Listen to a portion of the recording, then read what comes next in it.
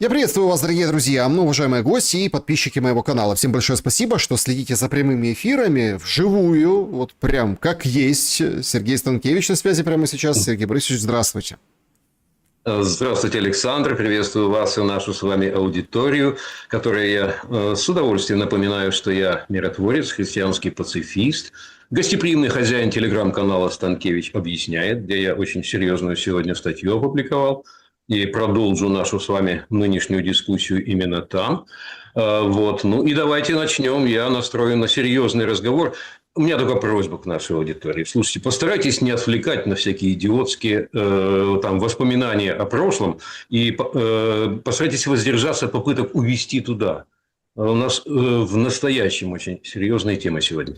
Ну, знаете, посмотрим, как будет. Формат нашего эфира – это максимальное общение с аудиторией. Традиционно, значит, QR-код, который видите на экране, это возможность прямо на экране написать свой вопрос и канал поддержать. Также открыто в сообществе YouTube вопросы по ходу эфира собираются. Там можно заранее оставить свой вопрос. Ну и вживую с чатом трансляции поговорим обязательно. Это будет в самом конце. Ну, а пока начнем с сегодняшнего вопроса. Пока все так... собственно, ждут анонсированного Коломойским заявления, общения с прессой. По этому поводу опрос. Может ли Коломойский уничтожить репутацию Зеленского? Да, время пришло. Да, но еще рано.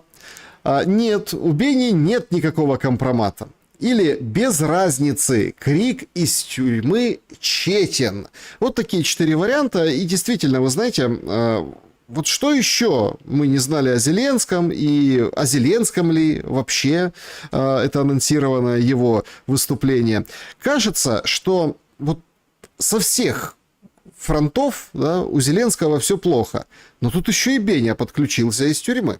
Как вы думаете, вот вы так сделали такую аннотацию, ну, в отношении вопросов зрителей, мол, давайте не будем ворошить прошлое, что там было, когда... Не-не, ворошите просто так, а здесь... с умом ворошите. Так, а здесь же самое интересное. Вот если мы что-то узнаем о Зеленском из прошлого, как это изменит настоящее и будущее? И как бы вы ответили на вариант, конечно, какой выбрали бы? Я предложил бы 5-й вариант. Помните, как 5-й элемент. 5-й вариант – уничтожать уже нечего. Все почти уничтожено. Ну, добавит немного черной краски. Я сразу смазал карту будня, плеснувшей краску из стакана. Вот что-то такое сделает, может быть, Коломойский. Добавить краски черной – это максимум, что он сможет сделать. Как вы думаете, если мы, ну, например, да, узнаем какие-то... Вот что самое интересное, что с точки зрения любых... Ну, после такого скандала с Миндич-гейтом, с отставкой Ермака, со всеми вот этими пленками НАБУ, ну что еще может подмочить репутацию? Да? Только какая-то личная история, только там какое-то, не знаю, там выступление в бане, или какие-то там вещества, или что-то вот такое, какие-то деньги... Чего не хватает для падения Зеленского? Кажется, что определенного толчка. Трамп сегодня говорит, я разочарован в Зеленском. Он как бы не проявляет интереса. А Зеленский говорит, я вообще не в курсе, извините, что там Умеров сейчас приедет, расскажет. Кто должен дать толчок? Беня или Дональд? Все условия для немедленного и добровольного, добровольного под воздействием неумолимых обстоятельств решения Зеленского уйти в отставку, вот все условия сложились. И удерживает его только одно – это европейская соломинка. Вот европейская соломинка удерживает. И он поехал сейчас в Лондон подержаться за эту соломинку, может быть, в последний раз. И вот что должны сделать ответственные политики, если таковые найдутся, но там их почти нет, а может быть и совсем нет. Что должны сделать ответственные политики там в Лондоне? Это выдернуть эту соломинку, сказать, все, мы больше ее не держим. Давай, завершай свой политический путь. Выходи к народу. Полезно было бы сказать, да, покаяться, сказать, да, я далеко не все сделал, а многое сделал ровно наоборот, по сравнению с тем, что я обещал, идя на эту должность. Так у меня вышло, так получилось. Подробности последуют позже в моих мемуарах, а сейчас я ухожу, и пусть работает парламент. Вот как единственный на сегодняшний день легитимный орган, легитимность которого признается практически всеми, включая Москву. Ну, смотрите, достойный шаг. Достойный шаг. Шаг-то достойный, но этим и не пахнет. Наоборот, Политико сегодня публикует очень интересный материал, где распределены миллиарды, которые как бы помогут поддержать Украину. 50 Германия, 34 Франция, ну и там дальше вниз пошли другие страны. Италия же уже сказала, что, в общем, помогать будем только дипломатически, но Италия там есть. Как вы думаете, европейскую соломинку же не выдергают, а она просто становится, не соломенного, а золотого цвета? Вот эти все обещания, они исчезнут, растворятся в воздухе, как улыбка чеширского кота, как раньше растворялись и все прочие обещания. Никто этих денег не даст. А затея украсть их у России и передать Украине рушится на наших глазах. Рушится. Уходит в небытие. Так что денег не будет. Обещания, да, но это попытка, так сказать, поддержать клиента в живом состоянии, последними 2-3 уколами, но в шприце только обещания. Что привезет Умеров из Соединенных Штатов Америки? Вы видите, как-то вы обошли стороной, не стали комментировать, что Трамп будет заинтересован в сносе Зеленского или он заинтересован в сохранении Зеленского? Говорят о всех драфтах. А сколько этих драфтов сейчас, в общем-то, на повестке дня? И, давайте Россию отдельно потом обговорим, да, насколько в мирных планах ее интерес заложен и на что готова Россия пойти, на что не готова. Умеров что привезет из Америки? Сколько этих драфтов? Россияне говорили, стало 4 варианта. Или как эти 28 пунктов разделили на 4. А Умеров насколько поделил? Слушайте, 3 суток. 3 суток они вместе с Гнатовым общались с Виткофа. 1, 2, 3 переговоры. О чем так договариваются? Во-первых, действительно, последнее, что вы сказали, это правильное разъяснение. Было 28 пунктов, их поделили на 4 тематические группы. Там есть тема, касающаяся стратегической стабильности отношений между Россией и Соединенными Штатами, выделили отдельно. Есть тема о новой европейской коллективной системе безопасности, отдельный блок. Да, есть все то, что касается Украины с точки зрения ее перевода в состояние прекращения боевых действий и стабилизации. Совершенно верно. И то, что по настоянию Трампа обсуждалось, это вопросы экономического сотрудничества в послевоенный период, где как раз там куда-то деньги будут вкладываться. Кстати, американская торговая палата только что резко активизировалась. У нее же есть представительство в России до сих пор. Да? Так вот, поступили серьезные предложения от американской торговой палаты возобновить немедленно сотрудничество, работать над общим планом, над общими проектами для послевоенного периода, российско-американскими, экономическими. Эта работа уже возобновлена. Это буквально информация последних часов. Так что эти 4 блока имелись в виду, а не 4 разных варианта по одним и тем же вопросам. Что касается того, что там рассматривалось Умеровым вместе с американской командой, рассматривался именно американский проект, который подвергся определенным изменениям в Москве, когда там Витков и Кушнер работали 5 часов в Кремле. Его показали, прошлись по пунктам, выслушали какие-то там замечания, выслушали восклицания ужаса. Да, этого не может быть, а этого мы не можем позволить никогда. Помните, да, классику, всегда киноклассика советская вспоминается. Нет, на это мы не можем пойти никогда. А им говорят, извините, у вас, во-первых, ус отклеился, а во-вторых, ваш шеф уже сгорел, и в конце сядете усе.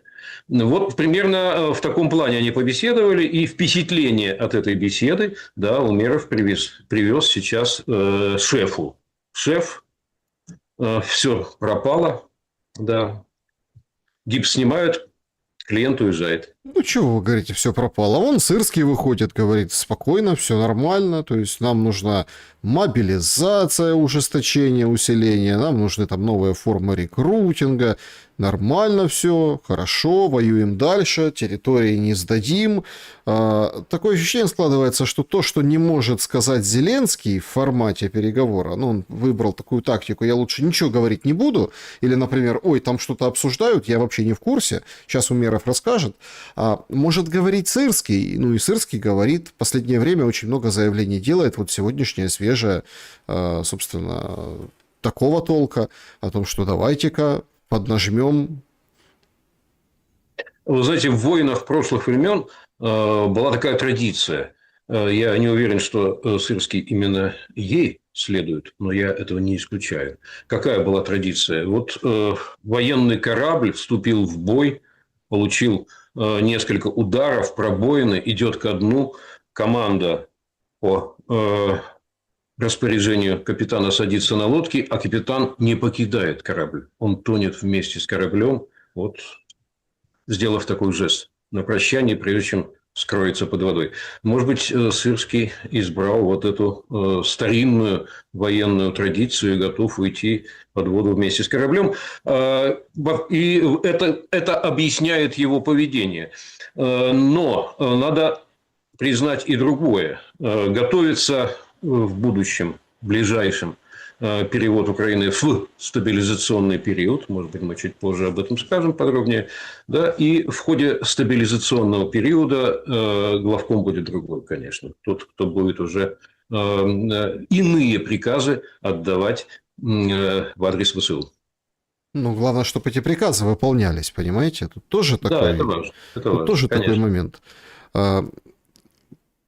Кажется, что вот эта вся история, там, вот Зеленский уйдет, Зеленский там, ну, как бы, смотрите, он бы, может, и хотел бы уйти, но его же будут преследовать, поэтому он и не уходит. То, что уйдет, никаких сомнений. При каких обстоятельствах и когда? Вопрос только об этом. Ну, так вот, когда? Это может быть еще и год, и 2, и 10, да, именем военного положения такого продержаться. Такого ресурса времени у него нет. Почему вы так думаете? Казалось посмотрите. бы. Ну, вот давайте посмотрим. На Мадуро посмотрите. Так а что, Мадуро никуда не делся? Да, но он уже торгуется. В эту я страну поеду или в другую. Оставьте мне 200 миллионов резерва, гарантируйте. Я не хочу, дескать, ни в Китай, ни в Россию. Дайте мне возможность найти свое убежище где-то в западном полушарии.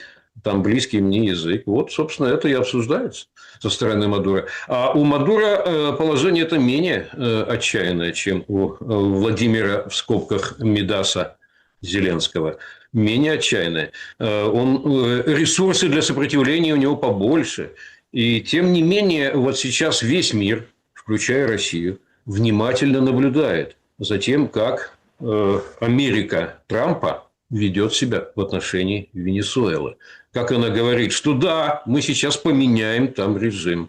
Мы установим тот режим, который нас устраивает. А почему? А потому что этот нам не нравится, мы считаем его криминальным, а это наше соседнее государство. И мы, говорит Трамп, не допустим, чтобы такой режим в соседнем с нами государстве продолжал существовать.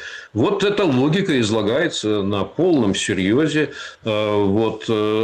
И это путем доктринальных заявлений делается, что это не частный случай какой-то вот применительно к одной стране, а это политика, тем более, что ее закрепили и в новой стратегии национальной безопасности Украины. И весь мир учится на этом примере, в новой стратегии национальной безопасности Соединенных Штатов, и весь мир учится на этом примере сейчас и тщательно анализирует все ходы. Ну, как проанализировала российская сторона, как вам видится, вот эту и национальную стратегию, ну и вообще вопросы с Мадуро. Там же Трамп подтрунивал недавно, говорит, вот намек Путину, так а намек на что? На том, что Зеленского убирать будут? Да нет, устраивает Зеленский. Смотрите, Трампа устраивает, Путина устраивает. Хоть там он и говорит, что он нелегитимный, там воровская банда, тут, ну, это последнее заявление. Но мы же тоже видели, как у Трампа меняется как бы маятник то туда, то сюда. Так и у Путина. Он когда-то говорил уже, что власть нелегитимна и так далее. Да? Призывал еще в самом начале брать военных власть в свои руки. Причем, самое это интересное, в России не заявлено цели менять режим в Украине. Вообще не заявлено. То есть там есть список требований, которые, в принципе, может выполнить и этот режим, ну, то есть и Зеленский. А то, что он это не может сделать, ну, это как бы его проблемы. Поэтому сказать, что Россия сейчас воюет с режимом или с Зеленским персонально, тоже ведь очень большая натяжка.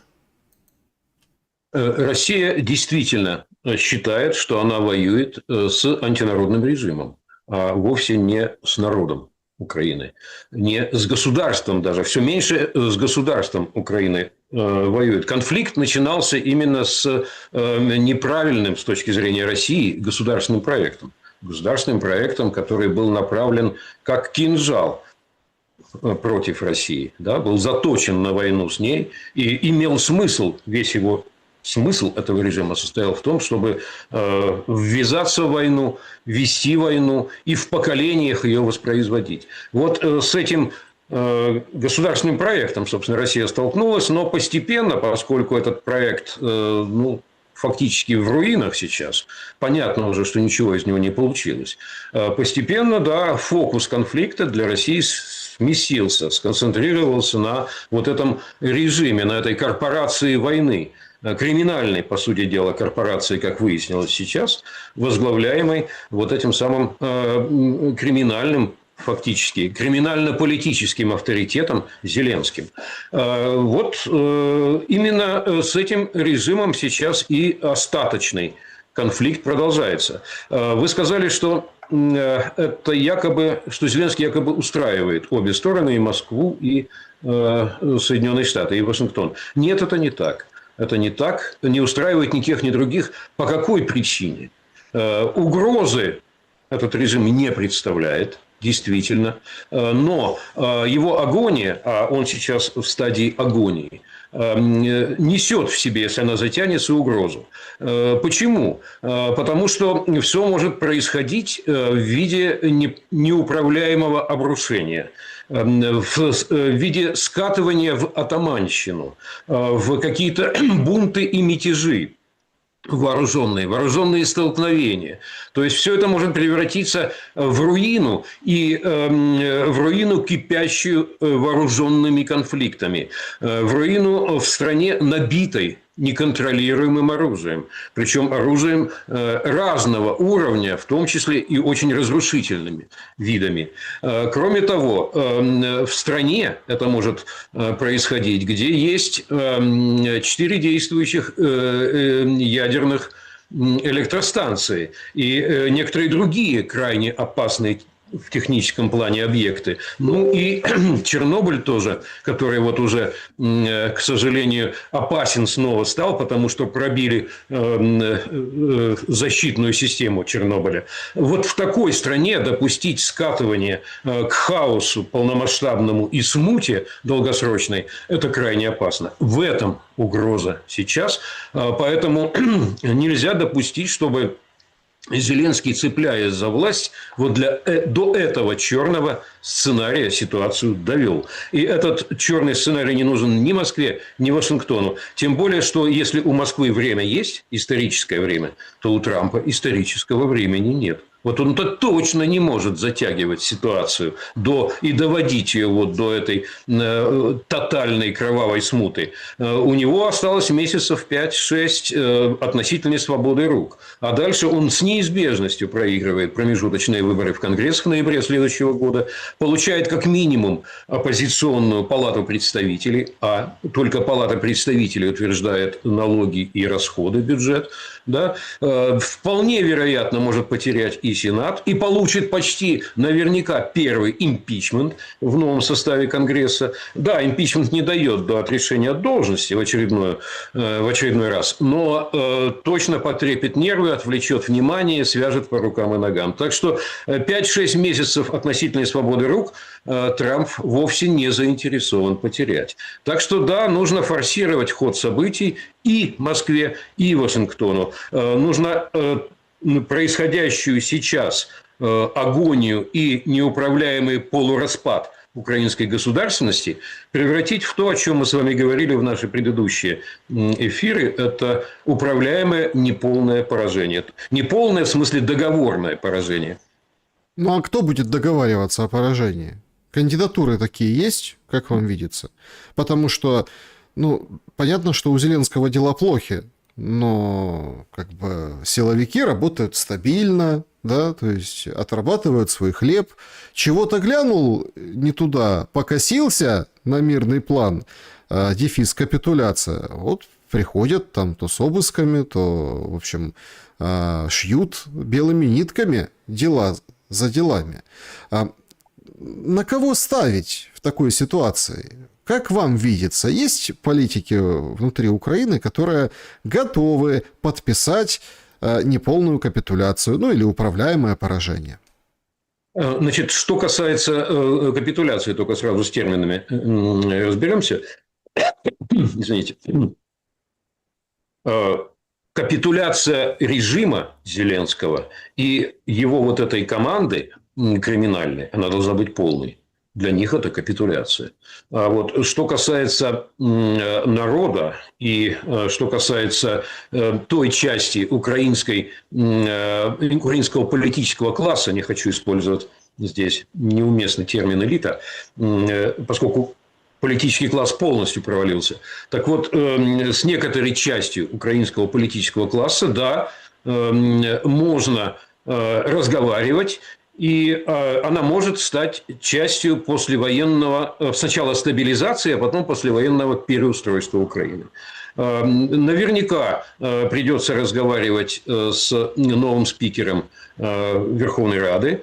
Его надо, конечно, поменять, который будет исполнять обязанности президента. Наверняка из состава нынешней Верховной Рады кому-то будут предъявлены претензии, а кто-то, наоборот, войдет в ядро такое новой коалиции, которая примет на себя обязательство довести план стабилизации до конца. И вот с ними будет разговор. Да. А дальше, конечно, обязательно, я немножко забегаю вперед, обязательно Совет мира, который предлагал раньше Трамп в одном из своих пунктов.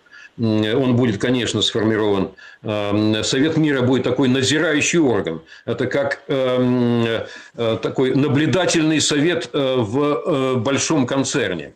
Да? Он будет наблюдать за ходом процесса и задавать стратегии и контролировать результат. Так вот, такой Совет мира, конечно, будет сформирован при участии Соединенных Штатов и России. И с этим Советом мира будет согласован состав нового кабинета министров, который займется стабилизацией ситуации в стране. Вот примерно так это все будет происходить. Это все абсолютно реально. Я вот как раз сейчас работаю тут с некоторыми еще в диалоге с некоторыми серьезными экспертами, как раз знаете, как кабинет, знаете, как называется документ, над которым мы работаем, сейчас я вам скажу, комплекс мер, заметьте, комплекс мер по прекращению боевых действий и стабилизации положения в Украине. Вот этот документ и будет предложен к рассмотрению. Сначала будет согласован между Россией и Соединенными Штатами, а потом предложен к рассмотрению Верховной Раде Украины. Я правильно понимаю, плевать, кто возглавит Украину, потому что будет совет мира, который будет не спускать свои решения. Об участии в России, конечно, слышится, ну, это логично, я не спорю, но в пунктах плана мы видели исключительно Трампа как главного руководителя Совета мира по Украине, поэтому тут как бы о российской стороне ничего не говорят, нам, по крайней мере, пока. Ну, да? а что же Трамп будет от имени России предлагать? Россия от своего имени уже предложила как раз вот в этом замечательном ночном кремлевском раунде переговоров. Россия внесла свои предложения на этот счет. Еще раз хочу сказать, некоторые представления о именах существуют, но ни в коем случае не стоит их сейчас оглашать преждевременно. А уж тем более я не буду этого делать. Так, погодите, если все так быстро и уже вот-вот-вот, ну, а имена преждевременно оглашать, странная Да, какая-то логика. Не, потому что это управляемый процесс, и в нем есть те, кто управляет. Вот пусть они оглашают, когда сочтут нужно. Угу. Зеленский в Лондоне и последние его встречи, они как бы, ну, прошлый тур по Европе вообще не удался, да?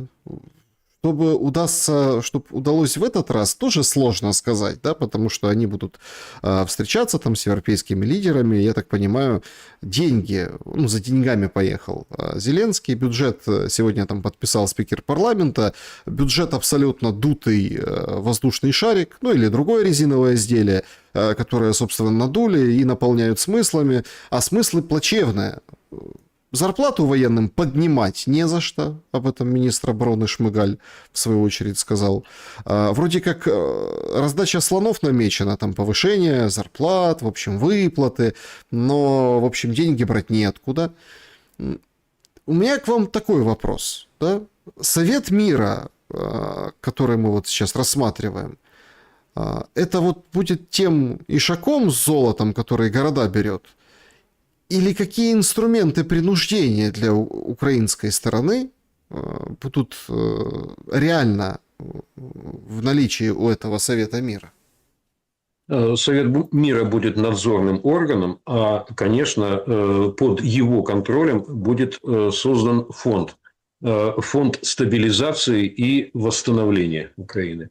Из этого фонда, в частности, должны быть произведены расходы на разминирование и на срочное восстановление энергетической и транспортной инфраструктуры. Ну, а дальше, по мере наполнения фонда, и другие расходы. Будет фонд стабилизации и восстановления. Он будет управлять и территориями, которые Украина потеряла? Разные есть представления об этом. Скорее всего, все-таки будет управлять в первую очередь вот этими наиболее пострадавшими территориями. Да? Но, конечно, средства этого фонда не могут ограничиваться только территорией, подконтрольной ныне Киеву. Теоретически все регионы, затронутые этим военным конфликтом, должны получить средства на восстановление, включая даже Курскую область и Белгородскую область. Им тоже есть, у них тоже есть право претендовать на часть этих средств. Угу. Что такое тогда Новороссия по Путину? Да, ну это, конечно, не ко мне вопрос. Если говорить, так сказать, исторически, то это все Причерноморье. Вот. То Причерноморье, приходящееся на территорию Украины в нынешних ее границах. Это Херсонская область, Николаевская, Одесская, ну там еще чуть-чуть разных других кусочков. Я не готов полностью интерпретировать то, что имел в виду в данном случае президент Владимир Путин.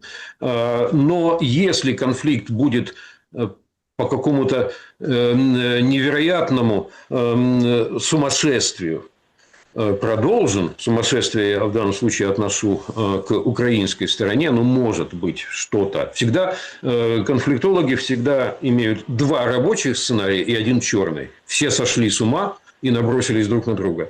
Вот если что-то такое случится, то да, естественно, встанет вопрос о том, как защитить вот это самое, вот эту самую территорию, эту самую Новороссию историческую, да, вопрос об этом станет. Но сейчас я предпочел бы все-таки не углубляться в эту тему, потому что есть серьезная опасность.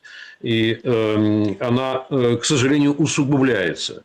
Вот сейчас пытается представить корпорация войны, которая продолжает пока управлять Украиной, и Европейская партия войны, а мы имеем дело сейчас с новым таким геополитическим игроком, Европейская партия войны. Это Евротройка, Британия, Франция и Германия, плюс примкнувшие зачем-то к ним, ну, я думаю, ситуативно Польша и Швеция.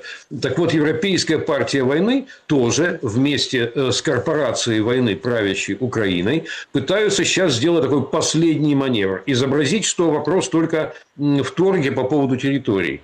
Дескать, можно сбросить часть территорий, временно сбросить, де-факто их передав России, но погрозив пальцем, мы еще за ними вернемся. Да? И после этого оставить Украину в нынешнем состоянии уже под контролем Евроатлантики. То есть, вот на оставшуюся часть Украины можно будет завозить оружие, создавать там военные базы натовские, восстанавливать ВСУ, вооружать, обучать, значит, восстанавливать ВПК без ограничений и так далее. Вот все это можно будет там делать и воссоздать военный плацдарм, направленный против России, гораздо более эффективный, чем тот, который был раньше в Украине. По-моему, гиблая затея. Ну, все же украдут. Нет, они думают, что комиссаров пришлют.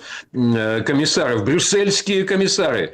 26 брюссельских комиссаров приедут, значит, в Киев и не допустят, чтобы раскрали. Вот на этот раз. Их.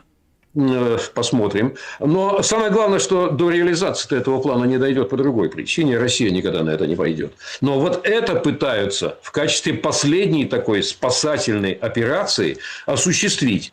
И ради этого, собственно, в значительной мере Зеленский сегодня присутствует там в Лондоне и ведет переговоры с Европейской партией войны. Значит, не пройдет этот сценарий, потому что для России главное вовсе не торг о территориях. Территории, конечно, там какие-то решения будут приняты, но они в значительной мере там решения будут диктоваться, во-первых, силовым балансом, а во-вторых, другими соображениями. А вот что является главным для России, это какой будет Украина послевоенная. Ее ни в коем случае нельзя оставлять вот такой, как ныне. Ни в коем случае нельзя оставить вот этот государственный проект, эту идеологию, чтобы она там существовала и царствовала. И этих людей, которые... Этот тип, скажем так, людей, лица могут поменяться в составе политической элиты и у власти. Вот все это не может сохраниться. И вокруг этого, собственно, сейчас и идет в основном полемика между Россией и Соединенными Штатами. Трамп, как результат этой полемики, в очередной раз выдает, сегодня в том числе, что Путин хотел бы всю Украину. Есть сценарий, при котором вся Украина отходит Путину? Нет.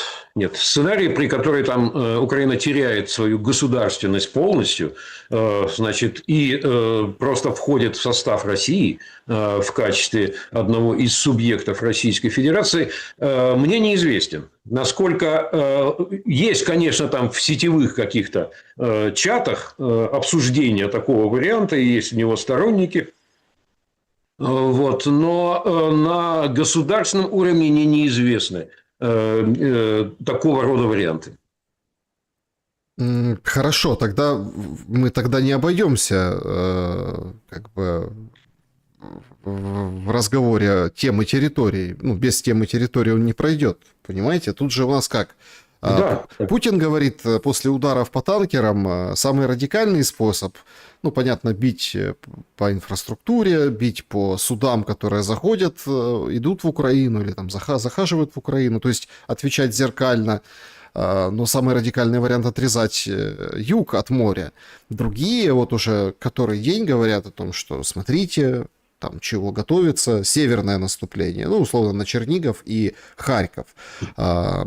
И, соответственно, так или иначе, там уже оперируют темой второго похода на Киев. Ну, то есть столица, подошли ближе, и тогда все сговорчивее, подписали все, что нужно. Но тут же возникает вопрос. Если нет сценария, что вся Украина переходит под контроль Российской Федерации, то есть завоевана, то любая тогда другая страна, которая, ну, там, территория, да, которая останется после войны, больше, меньше, посмотрим, она изначально будет представлять угрозу для российской стороны, потому что реваншизм никуда не делся, чувство поражения, хоть и неполного и управляемого, народом будет двигать, и условно, скажем так, через какое-то время все повторится снова. Вы как рассматриваете вторую серию войны? Многие сейчас сводят свои мысли к тому, что, смотрите, вторая серия будет точно. Вот сейчас мы с Трампом помиримся, и будет вторая серия. Более того, на это нам указывают даже Камбоджа и Таиланд. Вроде Трамп их помирил, а сегодня опять стреляют. Ох, Камбоджа и Таиланд – опасный пример. Мало кто знает, но они воюют, внимание, 400 лет. 400 лет они воюют. Да, с большими паузами, но тем не менее. Вот. Были и полномасштабные войны, были, как вот сейчас, пограничные конфликты, и конца этому пока не видно. Да. И даже величайший, простите, миротворец всех стран и народов Дональд Трамп не в состоянии пока с этим конфликтом справиться. Это плохой пример. Забудем о нем. Вот что касается затронутых вами двух очень важных вопросов. Смотрите, сначала по поводу вот этих провокаций на Черном море. Они действительно опасны, я не уверен, что они продлятся, но они как раз были попыткой поджечь Черное море.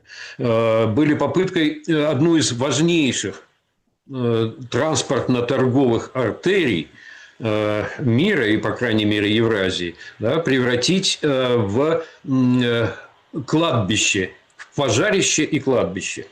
Вот этого, конечно, допустить нельзя. Никакого разгула такого рода вот пиратствующих, террористических каких-то морских дронов, чтобы они там всех кошмарили, Россия точно не может допустить. Да, были упомянуты Владимиром Путиным два варианта. Он их не расшифровывал, я могу чуть подробнее расшифровать. Речь шла о военно-морской блокаде побережья. Есть прецеденты. Международный Израиль трижды устанавливал военно-морскую блокаду морского побережья в секторе Газа. Вот. И это был такой прецедент одностороннего установления юрисдикции.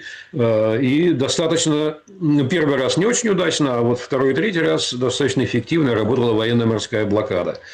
Сейчас это сложнее делать в силу того, что появились дроны, поэтому многие операции корабли не могут исполнять.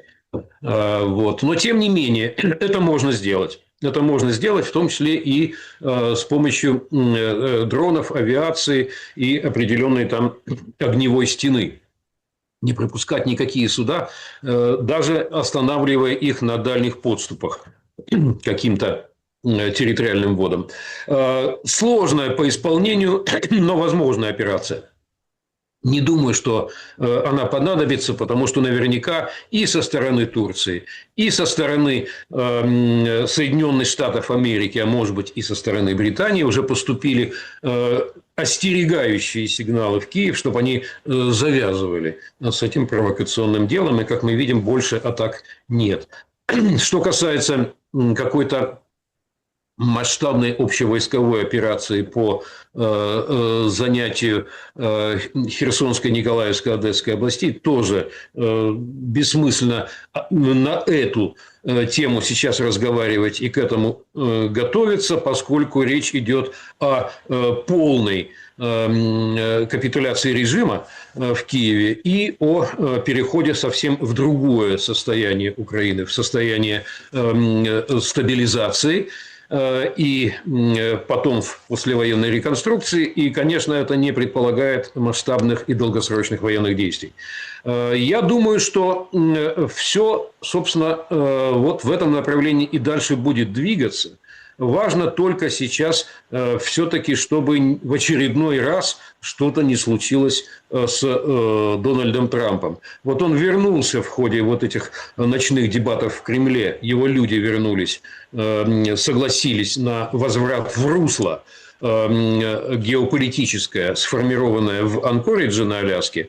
Трамп потом, когда эти его посланцы поехали в Вашингтон и все доложили и рассказали, подтвердил в целом ряде заявлений, что да, он вернулся в это русло. И вот пока в нем две великие державы движутся, все именно в этом направлении будет смещаться.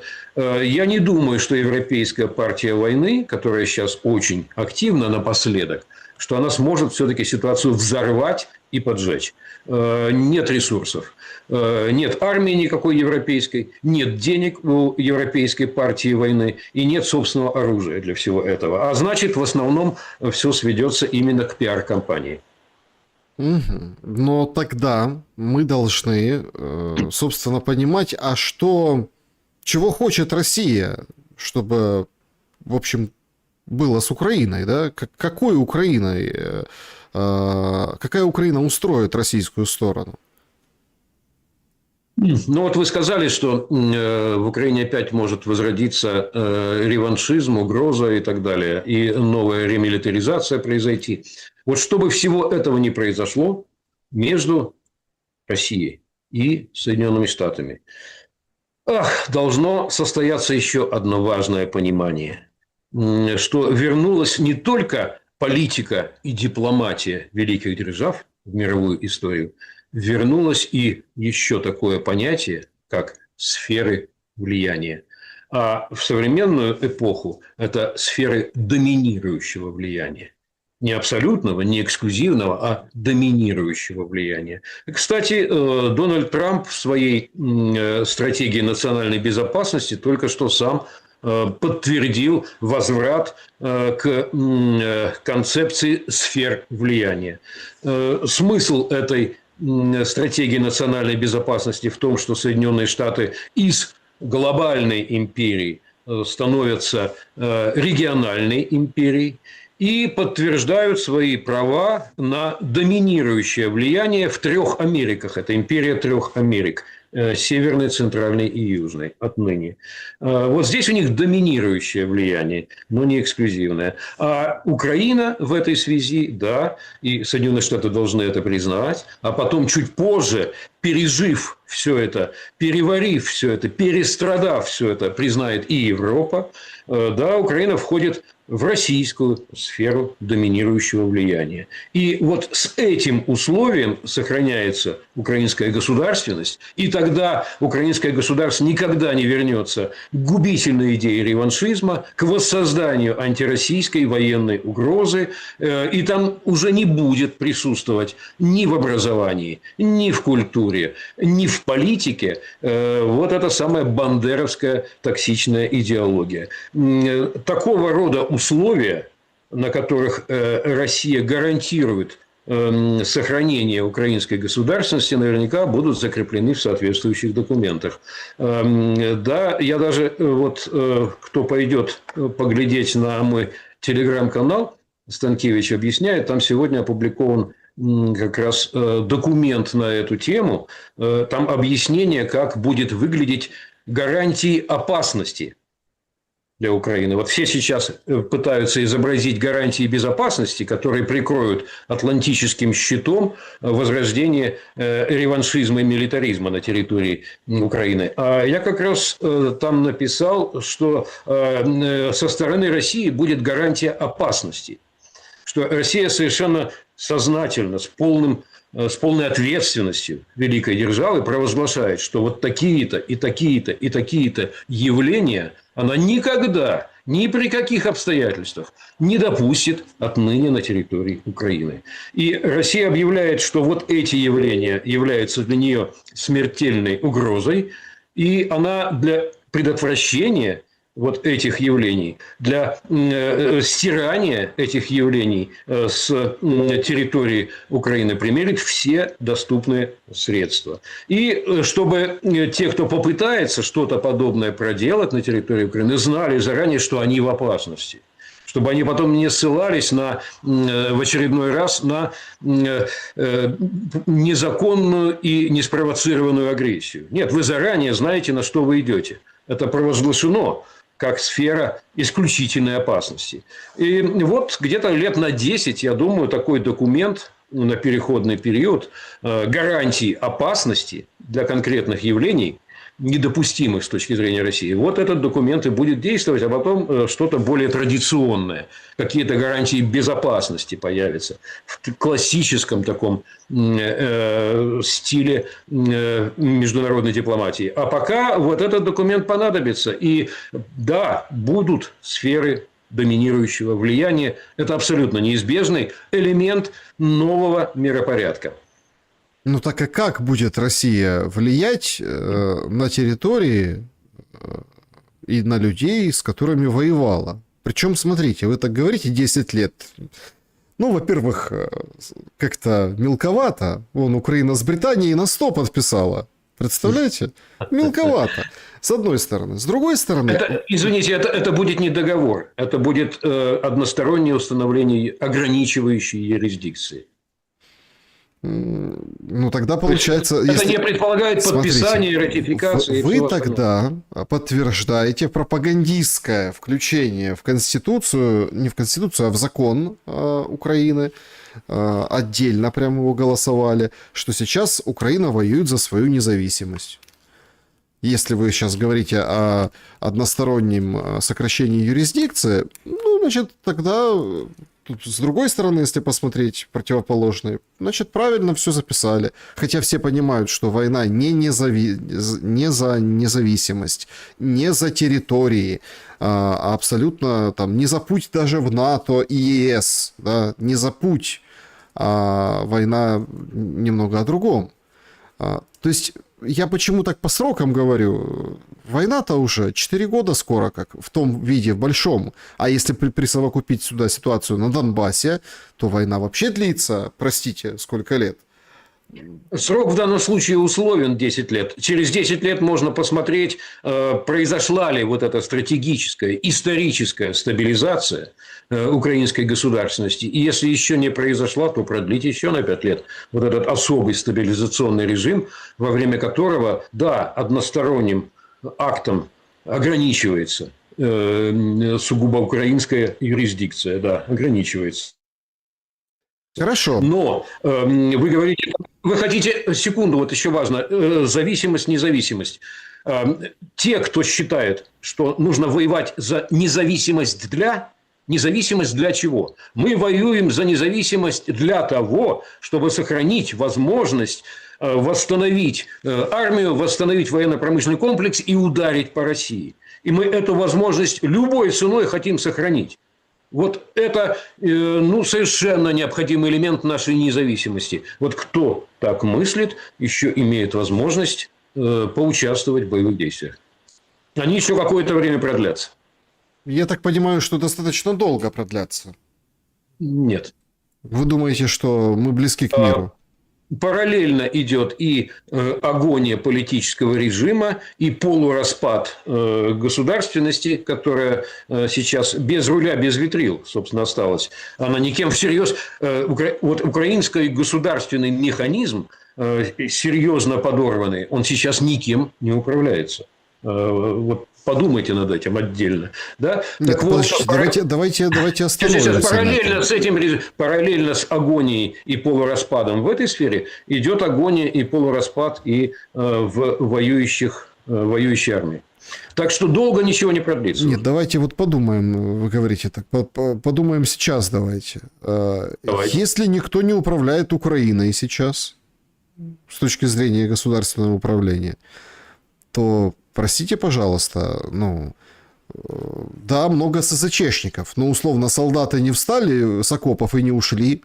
Собственно, вы же видите, там, как это, машины ездят, свет ремонтируют, запускают после обстрелов, то есть идет управление на местах какое-никакое, пункты обогрева, там вот снег передают, сейчас мокрый и так далее, то есть включают.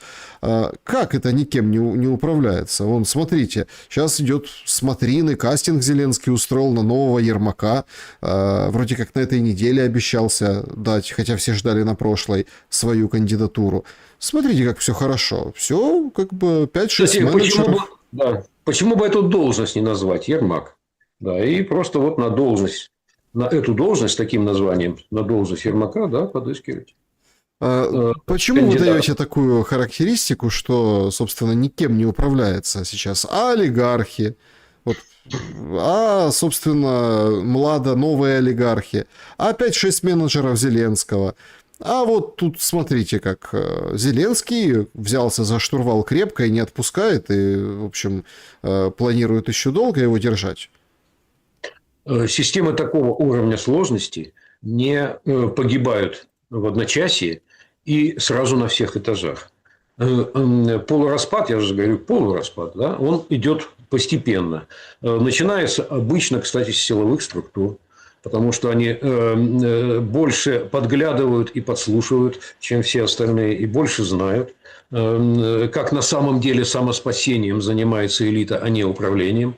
Да, вот с них начинается. И дальше пошло по этажам. Перестают слушаться прокуроры, перестают слушаться судьи, которые даже, как вы знаете, начали выпускать политических там заключенных пока выборочно, и выпустят и смотрят вокруг, как там не взорвалось, не прилетело.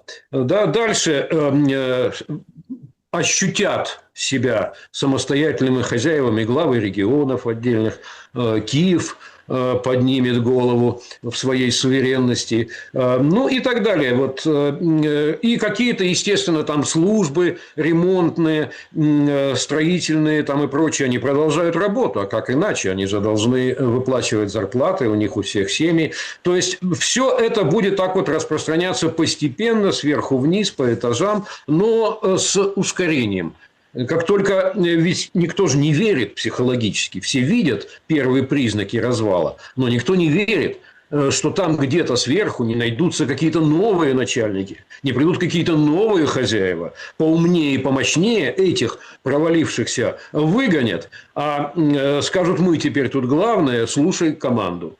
Вот на это еще сохраняется надежда. Не может же быть так, чтобы вообще без хозяина. Думают на всех более низких этажах и готовы этому новому хозяину присягнуть. Будет ли это какой-нибудь Бонапарт, приехавший из Лондона, или это будет кто-то назначенный из Вашингтона, или появится какой-то Совет мира, согласованный между Соединенными Штатами и Россией. Но это должен быть некий новый начальник, не связанный с прежним поражением и развалом, который скажет: слушайте мою команду. Вот, собственно, этот расчет и удерживает еще от ускоренного распада. Но, тем не менее, расползание такое, оно идет сверху вниз по этажам.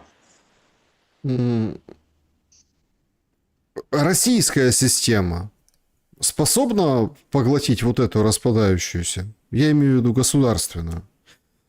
Что конкретно я имею в виду? Я имею в виду, вот вы там описывали вакханалию, которая, вероятно, и угроза ее может происходить. То есть, да, парад суверенитетов, атаманщина, СЗЧшников и так очень много. Это вот как в самый пик руины, в самый пик кризиса руины. Соответственно, люди потребуют, чтобы была хоть какая-то власть. Безусловно. Но есть ресурс у государственной системы, российской в том числе. Я напомню, как испытывали колоссальные трудности, да, при 22-й год и так далее. Колоссальные трудности, там, чиновников не было вообще в этой системе рычагов, брали каких-то там местных, да, ну вот, там, и, в общем, не сохраняли там состав. Вот за эти там несколько лет полностью, скажем так, перелопатили руководящий состав и поприсылали условно командировочных. Только за несколько лет переварили так называемые новые территории, хотя, ну, какие не новые, да, с исторической точки зрения, но тем не менее. Есть ли ресурс такой у России и какой он? Раз вы не хотите говорить о территориях в прямом военном смысле этого слова, ну там, да, какие перейдут под контроль, а какой тогда ресурс для поглощения этих территорий есть у государства российского? Дайте оценку. Вот сейчас о ресурсе, а сначала чуть-чуть еще о территориях, чтобы здесь все-таки прояснить ситуацию. Ведь если Украина становится частью сферы влияния, доминирующего влияния России, а это практически неизбежно, и, собственно, в значительной мере из-за этого и шел конфликт, когда Украину попытались украсть, так сказать, утащить, перетащить в атлантическую сферу влияния. Значит, когда это произойдет? Здесь Россия, конечно, некоторые сюжеты должна будет обеспечить. Ну, скажем, она будет настаивать на том, чтобы 3 такие портовые метрополии, это Херсон-Очаков, это, соответственно, значит, Одесса, это Николаев, ну, Одесса с портом Южный Николаев. Значит, чтобы эти 3 портовые территории на Черноморском побережье получили статус каких-то относительно самоуправляемых особых экономических зон свободных. Да, это нужно будет. Кстати, это поможет очень серьезно экономически подниматься быстрее и легче. То есть, определенные предпочтения, конечно, Россия выскажет. Но чего не может сделать Россия и не будет делать? Она не скажет, что мы теперь вот всю оставшуюся под контролем Киева территорию, на которой будет формироваться новая государственность, будем с новым кормить государственным проектом, что мы не можем взять ее на свой бюджет и восстанавливать за свой счет, и везде расставлять людей, и отвечать за все результаты управления на этой территории. Нет. Россия будет именно участвовать в надзирании за ходом стабилизации и реконструкции и будет занята исключением того, что она не может допустить. Вот все, чего нельзя делать, все, чего нельзя допустить, вот это она будет стирать с территории. А как именно обустроить нормальную жизнь, разумеется, этим должны заниматься граждане новой Украины, и этим они неизбежно займутся, и я им желаю только успеха в этом многотрудном деле. Ну, смотрите, помните давненько-то, когда 2014 год настал, я имею в виду АТО против Донбасса, события на Донбассе. Многие аналитики серьезно говорили, что нечто подобное может быть на Западе. Согласится ли, условно, там, Западная Украина, чтобы надзирателем их Украины была Россия, например? И не переметнуться ли куда к соседям, да, в Польшу, в Венгрию, да?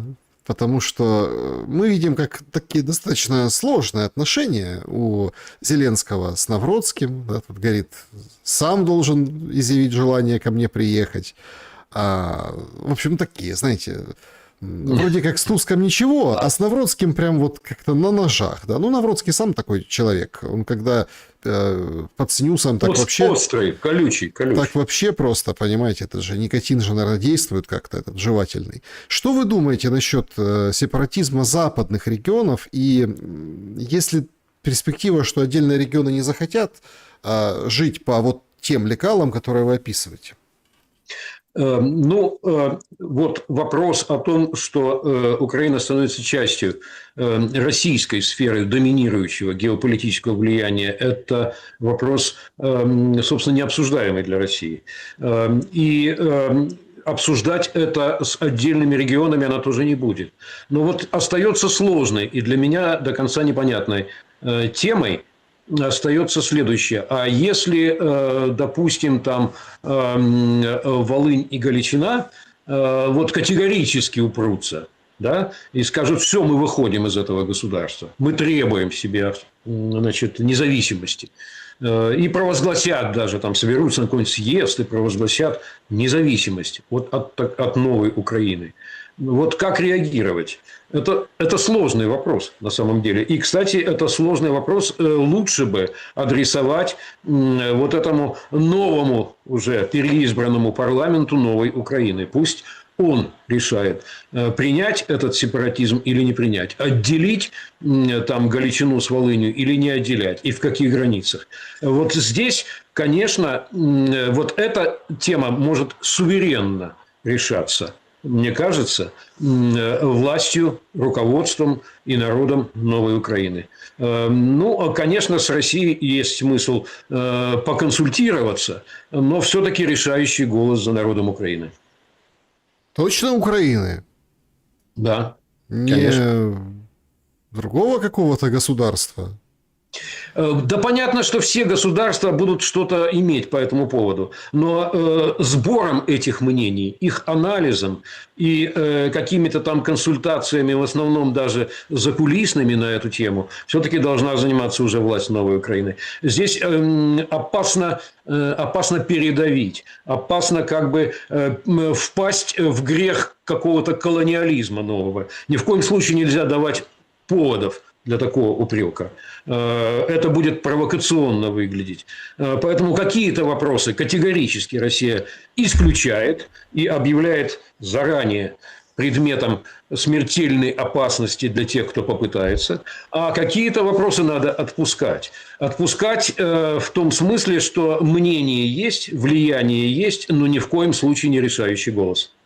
Да, друзья, давайте подведем итоги нашего сегодняшнего голосования и перейдем к вашим вопросам. Поэтому пишите вопросы в чат трансляции и в сообществе YouTube тоже обратим внимание. Может ли Коломойский уничтожить репутацию Зеленского? По состоянию на сейчас, значит, 9% нет, у Бени нет никакого компромата, 10% да, но еще рано. 34% без разницы, крик из тюрьмы, Четин, ну и 47% считают, что да, время пришло. Не хватает этого тычка, понимаете? Вот чего-то такого не хватает. И тогда бы, да, и тогда вот дела бы закрутились бы веселее. А там, гляди, конец боевых действий до Нового года. Что думаете? Расклад понятен. Ну, я не хочу скатиться до банальности, что люди хотят зрелищ. Да, вот давай. Помните, как это самое сеанс варите? В конце должно быть разоблачение. Что люди требуют вот такого разоблачения финального. Но что здесь я вижу рационального? Да? Конечно, потребуется аудит.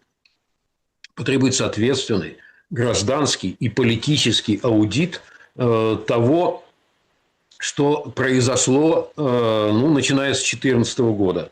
Вот всего этого. И должны быть сделаны очень серьезные и идеологические, и моральные, и исторические выводы из этого. Это важная ответственная работа. Конечно, в ходе этой работы, когда будут изучаться документы, когда будут подниматься какие-то там данные прослушек, аудио, видео, какие-то материалы, когда свидетели заговорят, которым до сих пор затыкали рты, когда выйдут из заключения люди типа Коломойского. Он, кстати, сегодня, поскольку ему даже в какой-то окончательной редакции обвинения не предъявлено, да, вообще его можно рассматривать как такого политического заключенного при всей ироничности такого применения этого термина к Коломойскому. Так вот, когда выйдут многие, попавшие в заключение по явной политической мотивации, и заговорят, произнесут то, ради чего их упекли. Вот, кстати, может быть, и вот эта дама, которую сейчас в последнее время задержали, как бы вот накануне того, что она должна была сказать. Вот. Так что может быть, все они и предъявят какие-то дополнительные факты в общую картину. Но самое главное, это, конечно, серьезный аудит, осуществленный профессионалами. Аудит и экономической, и финансовой, и политической сферы. И вот все эти документы должны быть опубликованы какой-то белой книгой украинской об уроках периода, начавшегося в 2014 году, а точнее даже в конце 2013 года.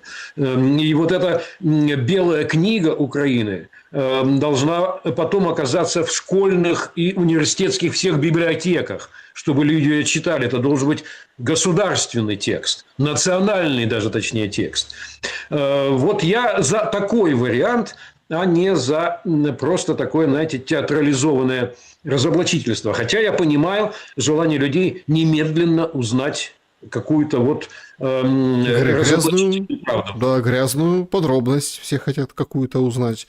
Собственно, поэтому все и ждут Коломойского. Друзья, значит, переходим к вашим вопросам. Пожалуйста, вопросы из сообщества YouTube. Значит, какое наказание должно быть пропагандистам, спрашивает пользователь, и почему они это наказание не получают? Наказание пропагандистам выносится в тех случаях, когда их деятельность, этих пропагандистов, является преступной. То есть содержит в себе преступный умысел.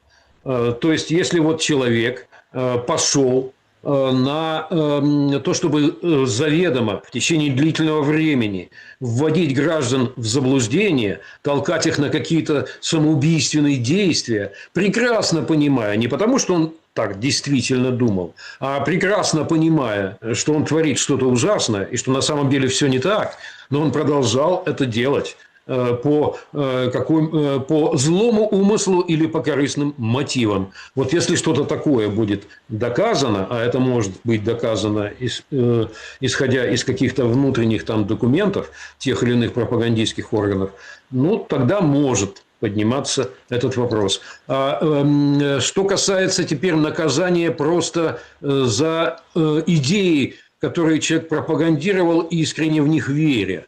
Ну, пожалуй, если будет... Подождите, а как вы... Погодите, как вы вот думаете, там, что человек искренне верит во что-то? Ну вот, многие же в воспоминаниях там старых друзей, например, Соловьева, говорят, что у него вообще другие взгляды, он другой человек, он значительно более глубже, эрудированней, начитанней и либеральнее на самом деле, да, чем ту роль, которую он сейчас исполняет там на своем канале, на центральных каналах. Это как пример, да, хотя вот сейчас в последнее время его тоже... Давайте два жанра не смешивать, мы сегодня об Украине говорим. Нет. Заявите другую тему, поговорим и на нее. Смотрите, тут дело не в этом, тут дело в конкретике. Также и телемарафон. Вот что там, Портников, верит он или не верит? Пойди разбери. Или Корчинский, который там сейчас ставит в один ряд. Вот надо его наказывать или не надо? Вот как вы будете определять, человек верит или прикидывается? Пусть это решают граждане Новой Украины, избранный ими парламент, в частности, который, я надеюсь, будет адекватно отражать парламент взгляды и настроения украинцев. Сергей Борисович, парламент никого не судит. Что я буду со стороны судить о такого рода вещах? Это несло бы в себе оттенок имперского высокомерия, что совершенно мне чуждо. Понятно, не хотите отвечать. Ну и не надо. Значит, дальше. Владимир спрашивает, что удерживает Трампа от удара по Венесуэле и осудит ли Европа за СВО против Мадуро? Европа, я даже не знаю, как отреагирует. Это, конечно, будет жуткий совершенно такой конфликт будет такой жуткий двух позиций. Но думаю, что осудит. Осудит, скорее всего, да, потому что терять уже нечего. Что касается Трампа, что его удерживает. Конек Трампа, вот, дело всей его жизни – это сделки под давлением. То есть, вот нагнать ужаса, закошмарить партнера, давлением довести его до состояния, когда он готов сдаваться и подписать с ним сделку, сохранив жизнь и включив в условия сделки какие-то отступные. Вот, собственно, то, что он считает своим главным достижением, то, что якобы он довел до уровня высокого искусства, то, что он в своих там книгах отразил, вот, собственно, это он и пытается продемонстрировать на примере Венесуэлы. Поэтому он не хочет, на самом деле, удара, но, в принципе, к нему готов. Вот потерять лицо, нагнав туда огромную флотилию, подогнав туда самолеты, расположив на ближайших базах ВВС, да, пехоту свою морскую там настроив соответствующей накачкой в стиле Пита Хексета, и после этого просто отползти, да, позволить Мадуро сохраниться в прежнем варианте и просто отползти, вот этого точно он допустить не может. Поэтому его первый приоритет – это сделка под давлением. Подтверди свое неповторимое в мире искусство. Но если встанет так вопрос, что надо отступать с потерей лица, он нанесет удар. Так, следующий вопрос. Вот такого плана. Виталий задает вопрос. Какие у вас чувства вызывает созерцание того, как одни и те же эксперты, которые с неимоверным трудом выдавливали из себя полслова о ситуации с Ермаком, теперь с энтузиазмом втаптывают в грязь скороход? И да, я прекрасно понимаю, что у любого человека, задержавшегося в большой политике дольше, чем на день, в шкафу найдутся скелеты. Неужели все дело в том, помимо своевольной позиции, что у нее не были найдены оккультные фигурки? Заранее спасибо за ответ. Не знаю ничего насчет оккультных фигурок. Это при обыске у Ермака сообщают, что нашли куклу Вуду с лицом Зеленского, какие-то там, ну, в общем, для сатанинских обрядов какие-то приблуды. Ну да, но это такой, это колдовской обряд вуду. Ну, в общем, да, близок немножко в нашем понимании к сатанинскому. Это любопытно, я не знал об этом. Значит, что касается того, что вот чиновники, трепетавшие под рукой и взглядом Ермака, начали его шумно разоблачать, это классическое поведение вот такого антивеберовского чиновничества. Был такой Макс Вебер, замечательный теоретик западного капитализма, значит, протестантская этика и дух капитализма, неувидаемая книга.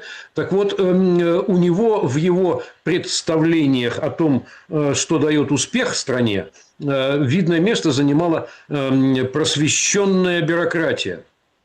Правильная, просвещенная бюрократия, образцовая, классическая, выполняющая долг, преданная не только за деньги государства. Он считал, что воспитание такой бюрократии – важнейшая задача любого успешного государства, и что если она это не сделает, то никакие планы, даже самые хорошие, не состоятся. Так вот, к сожалению, это не веберовская бюрократия, и она рассматривает сейчас государственную службу просто как возможность материально подняться и вовремя уйти до того, как наступит ответственность. И понятно, что они первые в такой ситуации вот бывшего грозного шефа, который рухнул на их глазах внезапно, лишний раз пнуть, а может быть даже продать какие-то сохранившиеся у них разоблачения. Они пригодятся, значит, кому-то, может быть. Жалкое зрелище, иногда даже душераздирающее, но это еще одно свидетельство того, что происходит полураспад государственной системы. И в процессе этого полураспада вот такого рода поведения мы увидим все больше и больше. Так, следующий вопрос. Значит, давайте еще из сообщества, а потом перейдем в клуб зрителей. Александра, вы, безусловно, сторонник мира, который уже 3 года настаивает на прекращении огня. Но разве не очевидно, что без устранения первопричин конфликта конфликт неизбежно возобновится? Идея в том, что народ при перемирии проснется и не допустит повторения, кажется утопичной. История показывает обратное. Повторно выйдут те же ультраправые, вооруженные до зубов, будет небесная сотня сотня номер 2, и все заново. Новый цикл, непрерываемый человеческой природой.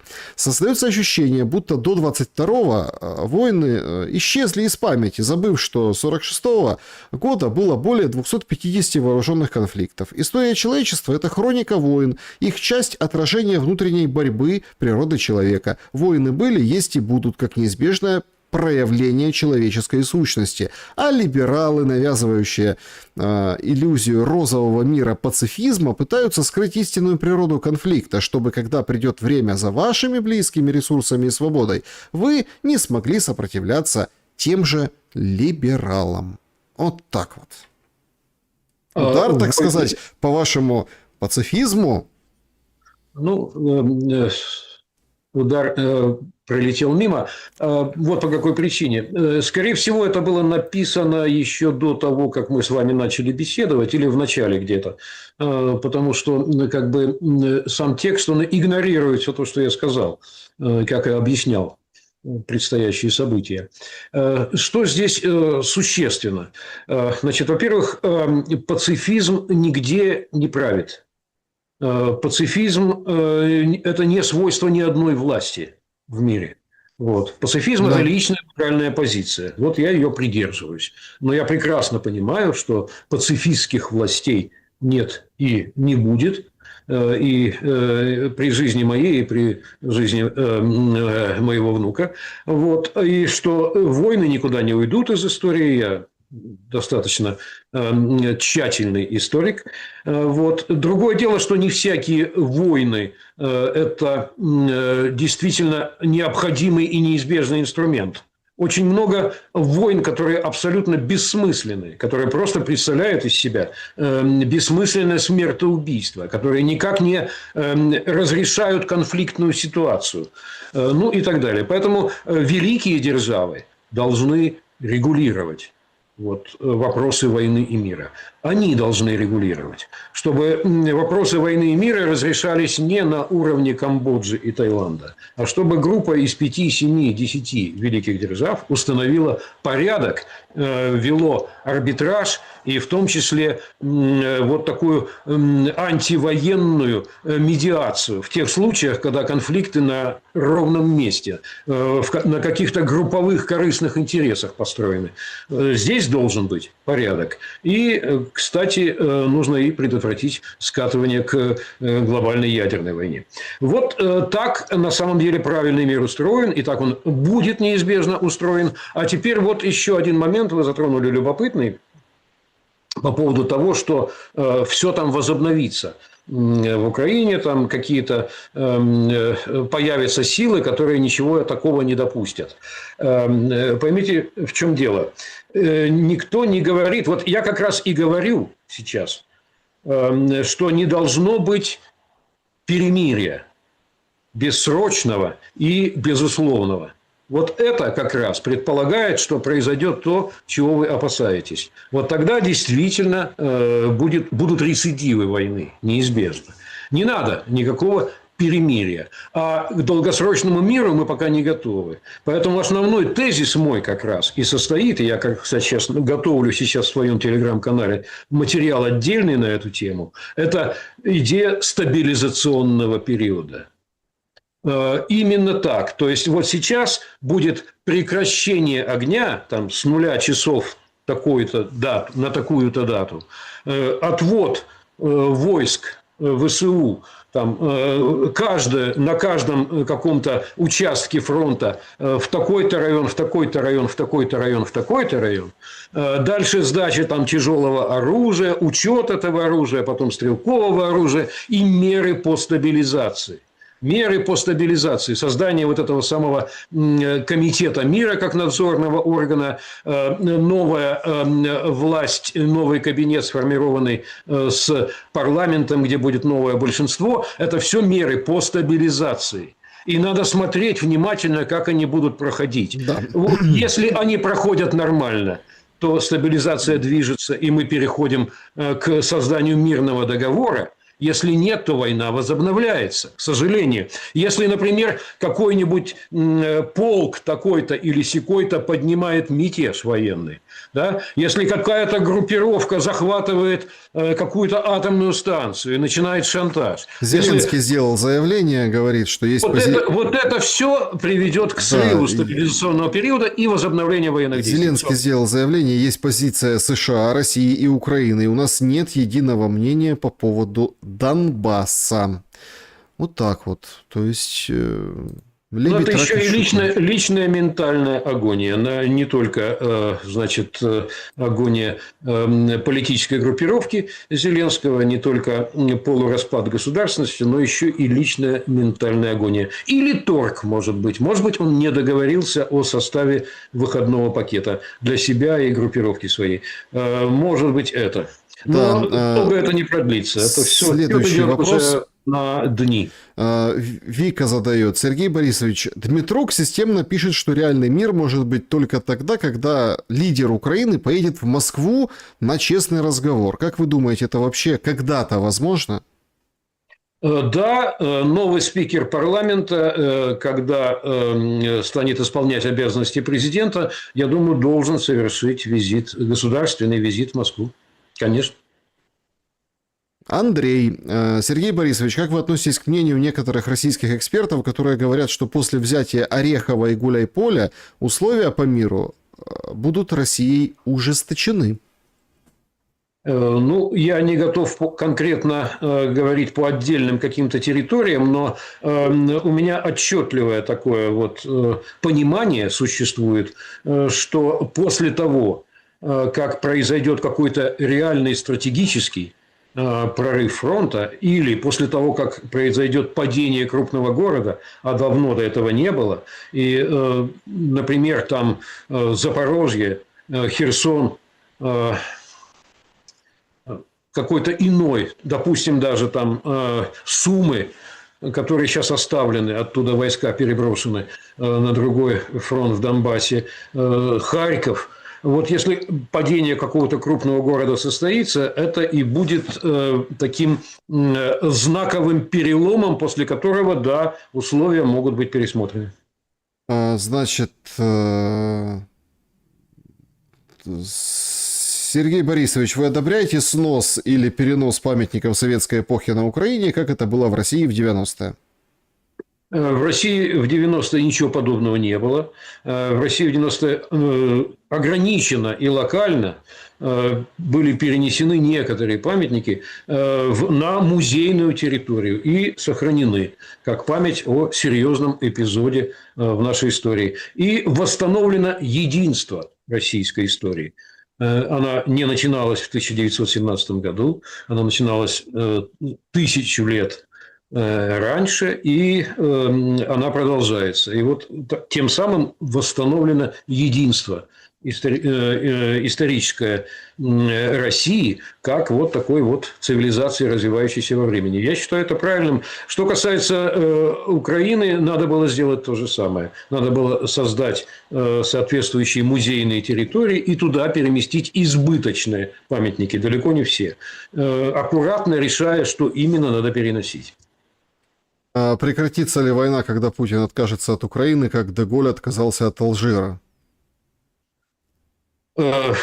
Значит, да, это надо сделать, но это сделает уже другой человек. Не Путин.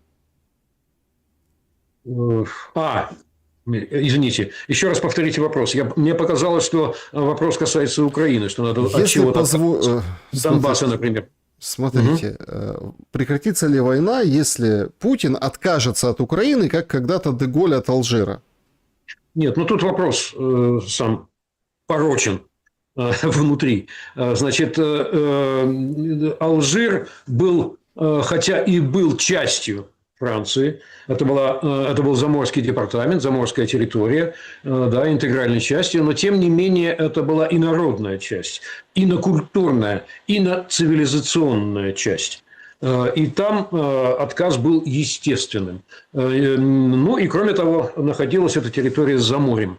Здесь ничего подобного нет. Мы часть одного цивилизационного пространства, часть одной метакультуры. Вот. И, конечно, тут никакого такого отказа быть не может.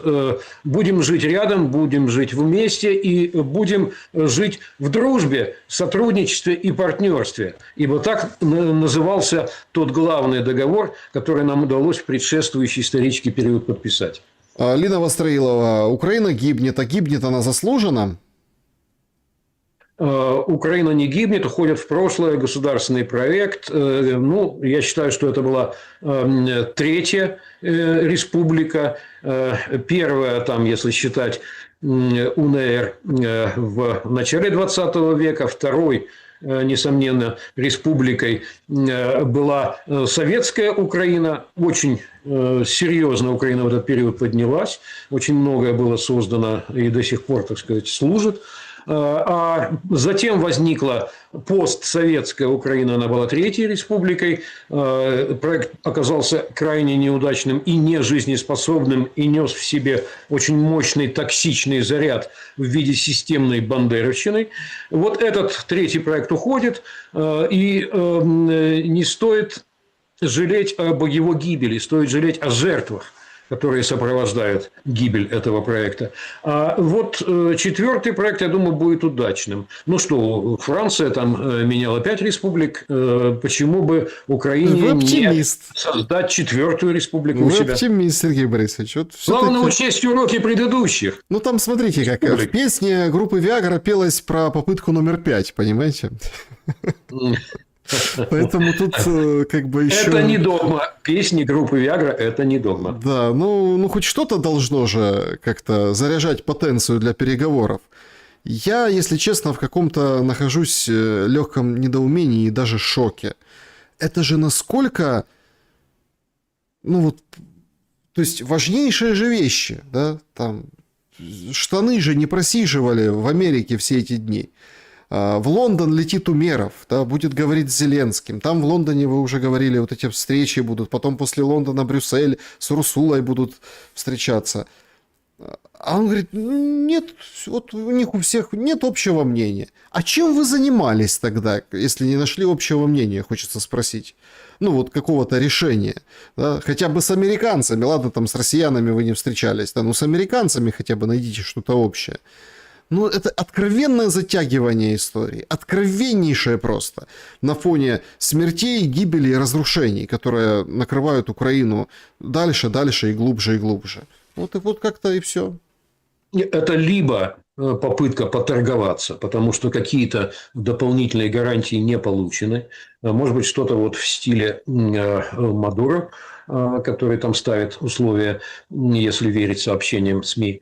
Либо попытка поторговаться и ради этого немножко времени выиграть, либо это надежда на какую-то торпеду, которая подорвет усилия двух великих держав, России и Соединенных Штатов, по переводу Украины вот в состояние прекращения огня и стабилизации стратегической. Ведь ситуация сейчас достаточно хрупкая в каком смысле?